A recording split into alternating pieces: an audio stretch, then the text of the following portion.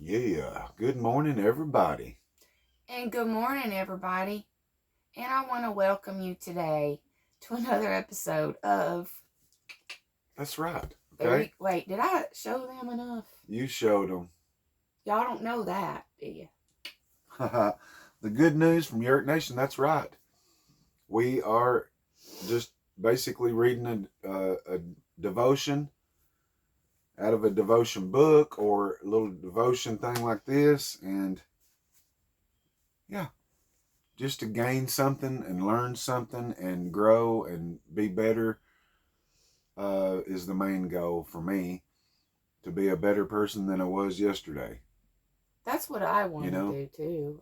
and sometimes the walk of life is 2 steps forward and 3 steps back, and sometimes it's 3 steps forward and 2 steps back. I mean, you gain a little sometimes, and sometimes you slip and slide and fall down and kick yourself and beat yourself up while you're doing it. So it's a way of life, it's a walk of life, and it's a couple of imperfect people that basically are saved by grace, mercy, and we're just sharing a devotion. So we thank y'all for, clicking on, hitting the thumbs up, leaving a comment or whatever. And, right? I love it. Yep. When we get comments, it's just such a blessing. It's uplifting. Yes. Thank it you, sure guys. is. Mm-hmm.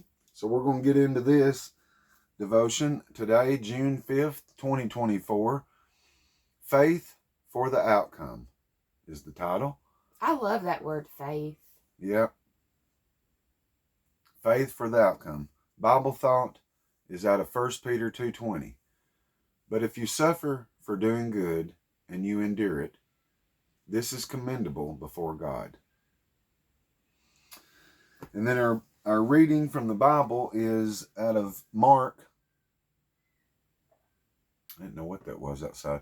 Mark 3, verse 20 through 30. So here we go. Verse 20 of Mark chapter 3. And the multitude cometh together again, so that they could not so much as eat bread. And when his friends heard of it, they went out to lay hold on him. For they said, He is beside himself. And the scribes which came down from Jerusalem said, He hath Beelzebub, and by the prince of the devils casteth he out devils. And he called unto him, and said unto them parables. How can Satan cast out Satan? Jesus asked them. And Jesus says, And if a kingdom be divided against itself, that kingdom cannot stand. And if a house be divided against itself, that house cannot stand. Verse 26, And if Satan rise up against himself and be divided, he cannot stand, but hath an end. No man can enter into a strong man's house and spoil his goods, except he will first bind the strong man, and then he will spoil his house. Verily I say unto you, all sins shall be forgiven unto the sons of men, and blasphemies wherewith soever they shall blaspheme.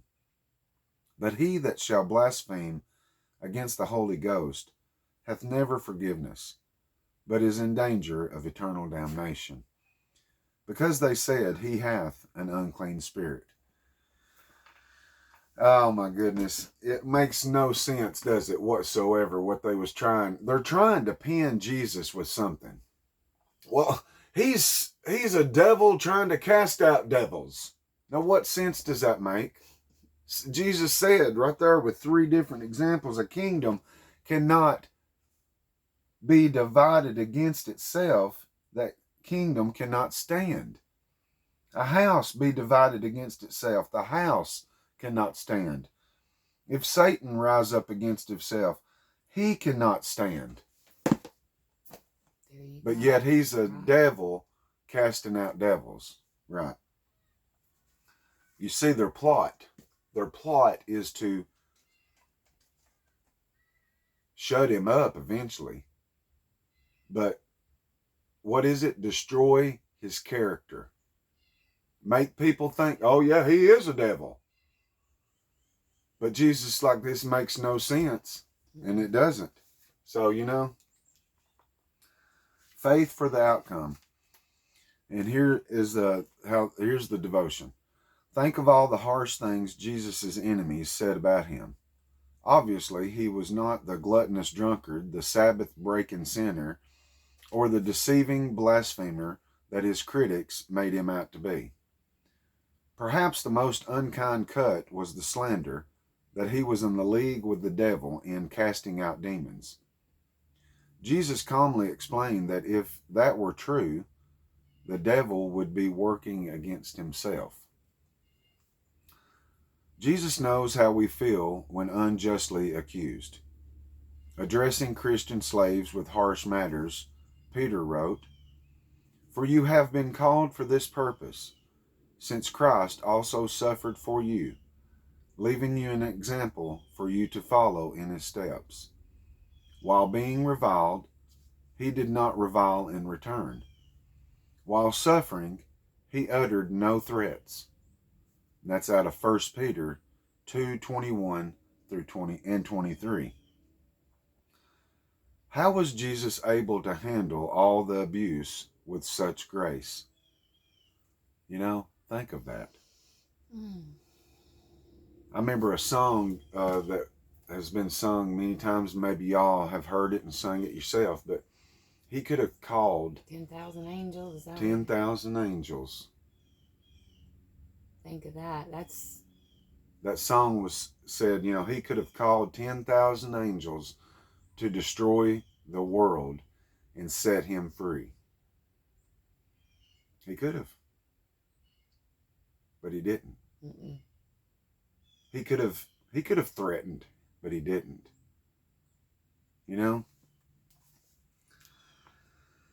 Let's see. So yeah, how was Jesus able to handle all the abuse with such grace? He kept entrusting himself to him who judges righteously. 1 Peter 2:23. He truly believed his Father would settle the score. He handed it to his Father. And we know that God said, "Vengeance is mine." Don't go out here and start paying back. Don't fight my battle. Like his responsibility. Yeah, God's going to take care of it. That's his responsibility. He said he will, and he will. Well, you can't keep asking questions when and how come this is happening and when is he going to... He'll do it whenever he wants to do it, right? Yep. And so... And sometimes I think that's hard. We leave it to him, but like Jesus did, he truly believed his Father would settle the score, and he handed it to him. So, trusting God for the outcome worked for Jesus. It will work for us too. That's worth remembering the next time we feel we are unfairly treated. So I guess the thing to take away from this right here at the end here is, which I'm sure a lot of people have been unjustly treated, just flat out done wrong. Just know, as bad as you as a human wants to get back, or what I'm saying, whatever, just know that God, trusting God for the outcome worked for Jesus, and it will work for us too. Yeah, the vengeance is his. He will take care of things, and he always has. He's the same God yesterday, today, and forever. And he says what he means and means what he says. So that's powerful. Yeah, until then, if that's happening or happened, give it to him, because he's well aware of it. Yeah. He's very well aware of what's happened to you in your circumstance. So when he says he's got it, believe him. and trust him that he does. So there we go, y'all. There's the devotion for Wednesday, and we appreciate it once again for sticking with us, and hopefully you get something out of these devotions, because we do. Yeah, we do. And and we'll see y'all, I guess, on the beautiful next one, okay? Because it's just now starting to rain again. So it rained a little bit yesterday, but yeah, this morning we ain't even had a chance to even get out yet, but it's clouded up and it's raining. So You know what amazes me is the birds come to our bird feeder. And yeah. I mean, they go round and round, and I don't understand why they don't get dizzy. Yeah, I don't know. I don't It's reckon. just, that right there is God. Yeah. So. But we'll see you on the next one. Peace out. Love you all. Yeah. And I just want to say, you guys, to please don't ever give up, because you're so worth, and you're so special, and you have a beautiful purpose. That's guys. right. That's Always right. know that I promise, from my head to my feet, you do. So that being said, you guys, we'll see you on the beautiful next one. And love you guys. Yeah. I need to use some chapstick, babe. Yeah. See ya.